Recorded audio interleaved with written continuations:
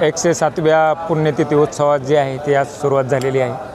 सकाळी काकड आरतीनंतर बाबांच्या प्रतिमेची त्याचप्रमाणे बाबांच्या पोथीची शोभायात्रा काढण्यात आलेली होती.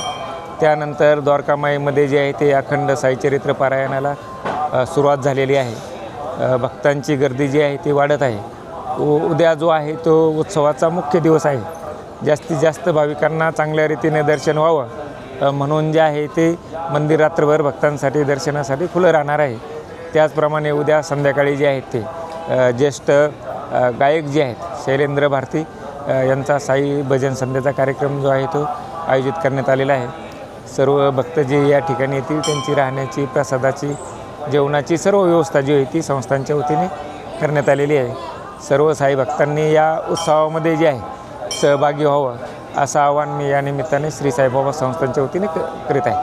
सर, फुलाचं डेकोरेशन नेमकं कोणी केलं आहे आणि या ठिकाणी मोठा देखावा उभा केला आहे, काय सांगतो? उत्सवाच्या निमित्ताने जे आहे ते ओरिसाचे साई भक्त जे आहेत त्यांनी फुलाचं डेकोरेशन केलेलं आहे. आणि समोर जे आहे द्वारकामाई मंडळ जे आहे ते मागील 34-35 वर्षापासून जे आहे ते दर उत्सवाला जे आहे ते डेकोरेशन करत असतं. यावेळेस जे आहे ते समुद्रमंथनाचा देखावा जो आहे तो द्वारकामाई मंडळाच्या वतीने सादर केलेला आहे.